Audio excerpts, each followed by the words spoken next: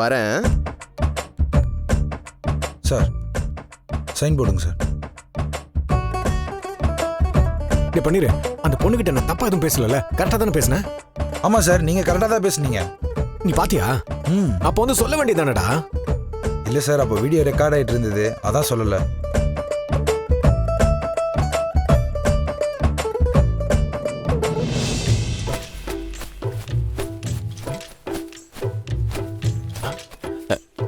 Master இன்னும் வரலையா? வந்துருவாங்க. அவங்க வர வரைக்கும் நீங்க சொல்லி கொடுக்கலாமே. எனக்கு யோகா எல்லாம் தெரியாது. சில பேரோட முகத்தை பார்த்தாலே யோகா கூட தர முடியாத மன அமைதி கிடைச்சிருங்க. விஜயா, கொஞ்சம் சீக்கிரம் வரமாட்டேன். ஏன் கத்துற? இப்ப நேரத்துக்கு தானே வந்திருக்கேன். இனிமே நீ கொஞ்சம் சீக்கிரமே வந்துடு, அதுதான் நல்லது. சரி சரி, நான் இப்ப எல்லாரும் முன்னாடியும் ஒரு முக்கியமான விஷயத்த பேச போறேன். அத நீ வீடியோ எடுத்துரு. என்ன பேச போற? நான் பேசும்போது தெரிஞ்சுக்கோ. நீ வா.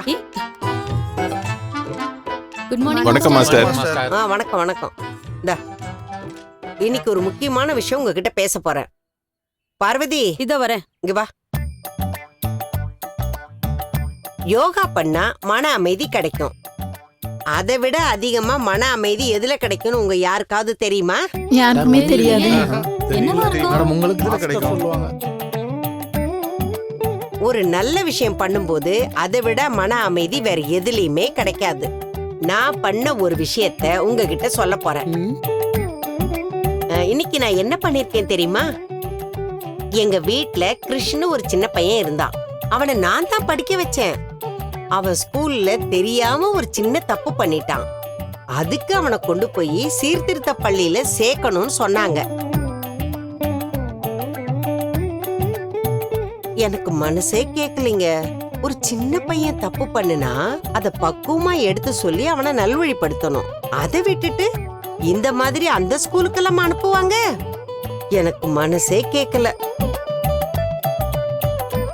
நம்ம வீட்டு பையன் இல்லைங்கிறதுக்காக அத பார்த்துட்டு என்னால கண்டுக்காம இருக்க முடியல. அது சரி. இந்த வயசுல அந்த பையன் அந்த மாதிரி இடத்துக்கெல்லாம் போனான்னா அவன் வாழ்க்கை என்ன ஆகுறது? அவன் எதிர்காலம் என்ன ஆகுறது? இதை எப்படியாவது தடுக்கணும்னு நினைச்சேன். அதுக்காக நான் என்ன பண்ணேன்னு தெரியுமா? என் 2வது பையன் முத்துவ எனக்கு உதவியா வர சொல்லி நான் கூப்பிட்டேன். அந்த ஸ்கூல்ல போய் நான் பேசினேன். அவனை சீர்திருத்த பள்ளிக்கு அனுப்பணும்னு சொன்னவர்கிட்ட நான் கெஞ்சி பேசினேன். அவருக்கு நல்லதை எடுத்து சொல்லி எப்படியோ போராடி அவர் மனச மாத்தி அந்த சின்ன பையனை சீர்திருத்த பள்ளிக்கு அனுப்ப விடாம நான் பண்ணிட்டேன். ரொம்ப ஓவரா இருக்கே. சின்ன தப்ப பண்ணிட்டாங்கன்னு அந்த மாதிரி இடத்துக்கெல்லாம் பசங்க யாரும் போக கூடாது. யாரும் பிறப்பிலேயே குற்றவாளியா பிறக்கிறது இல்ல. வளர்ற சூழ்நிலை தான் சில தப்புகளை பண்ண வைக்குது. ஒரு தப்புக்கு தண்டிக்கிறத விட மன்னிக்கிறது தான் அவங்கள சரிப்படுத்தும். அதனாலதான் அந்த பையனை அந்த மாதிரி இடத்துக்கு போகாம நான் காப்பாத்திட்டேன். என் வாழ்க்கையிலேயே இன்னைக்குதான் சிறந்த நாள்.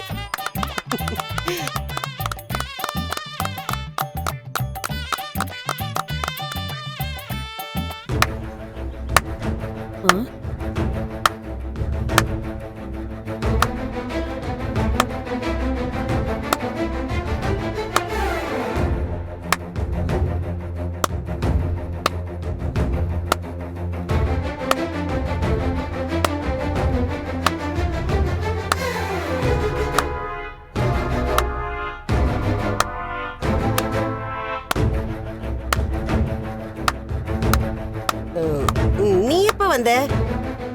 நீங்க இவ்ளோ பெரிய நல்லது பண்ணிருக்கேன்னு சொல்லிட்டு இருந்தீங்கல்ல அத்தை, அப்பவே நான் வந்தேன். ரொம்ப நல்ல விஷயம் பண்றீங்க அத்தை. நீங்க இப்ப பண்ண மாதிரி எல்லாருமே பண்ண ஆரம்பிச்சிட்டா இந்த உலகமே ரொம்ப அழகா மாறிடும்ல அத்தை.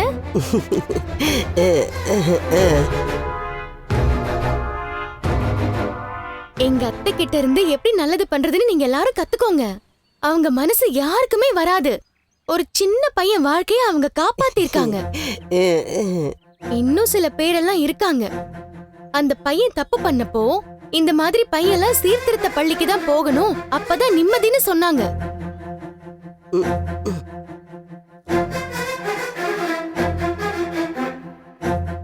ஆனா ஏன் அத்தை அப்படி இல்ல. அந்த பையன் சீர்திருத்த பள்ளிக்கு போயிடவே கூடாதுன்னு நினைச்சாங்க. எங்க அத்தை மனசு யாருக்கும் வராது. சில பேரெல்லாம் சொந்த பிள்ளையா இருந்தாலும் அவங்கள சீர்திருத்த பள்ளிக்கு அனுப்பி அவங்க வாழ்க்கையே கேள்விக்குறி ஆக்கிடுவாங்க.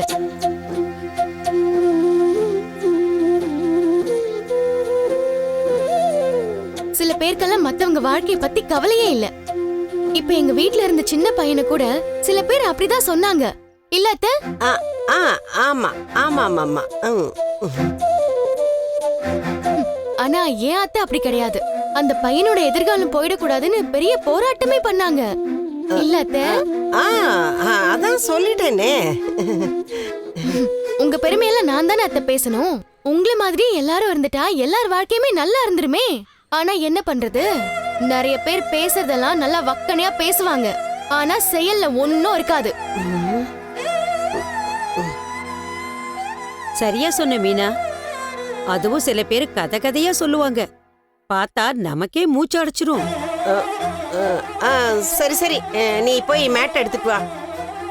எல்லாரும் உட்காருங்க. Okay master. நீ இப்படி வா.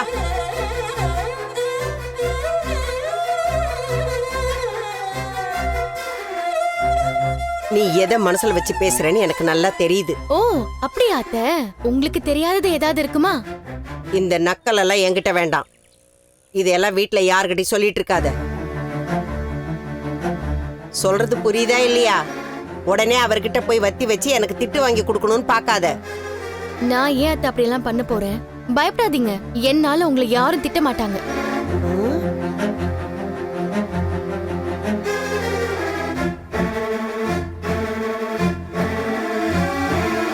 இந்தாங்க. நீ எதுக்கு இங்க வந்த? நான் தான் மீனா கிட்ட பூ எடுத்துட்டு வர சொல்லியிருந்தேன். விசேஷ நாள்லாம் தொடர்ந்து வருது இல்ல, பூஜை பண்ண வேணுமேனு சொல்லியிருந்தேன். உனக்கு பூ வாங்குறதுக்கு வேற ஆளே கிடைக்கலையா? சரி, நீ கொடுத்துட்டல்ல, கிளம்பு. இரு, பணம் எடுத்துட்டு வரேம்மா. பரவாயில்ல ஆண்டி, நான் சேர்த்து வாங்கிக்கிறேன். ஏய், என்ன நீ? விஜயா, என்னடா திடீர்னு சொற்பொழிவு கொடுக்கறியேன்னு பார்த்தேன். இப்பதான் புரியுது. முத்து மீனா பண்ண நல்ல விஷயத்த நீ பண்ணதா சொல்லிக்கிட்டு இருக்க, அதானே? ஏன்னா இந்த மாதிரி நல்ல விஷயத்தையெல்லாம் அவங்க தானே பண்ணுவாங்க. மீனா சொன்னாலே சில பேரு சீர்திருத்த ஸ்கூலுக்கு தான் அனுப்புவாங்கன்னு. அந்த சில பேர் நீதானே? பெரிய கண்டுபிடிப்பு.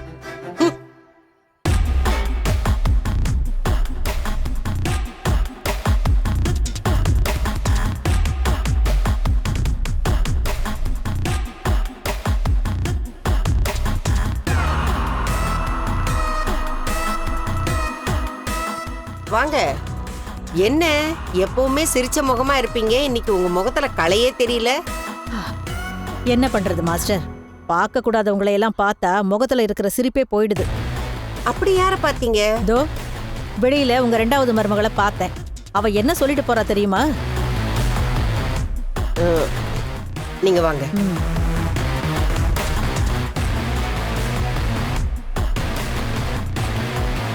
என்ன சொன்னா சொல்லுங்க. வேண்டாம் மாஸ்டர், மருமகளுக்கும் மாமியாருக்கும் நடுவுல நான் எதுக்கு, விடுங்க. கண்டிப்பா அவன் நல்ல விதமா பேசியிருக்க மாட்டேன்னு எனக்கு தெரியும், நீங்க சொல்லுங்க. இல்ல மாஸ்டர், எங்க அத்தை டான்ஸ் கிளாஸ் ஆரம்பிச்சாங்க, அத பாதியிலே இழுத்து மூடிட்டாங்க. இப்ப இந்த யோகா கிளாஸையும் எத்தனை நாள்ல மூட போறாங்களோன்னு சொல்லிட்டு போறா மாஸ்டர்.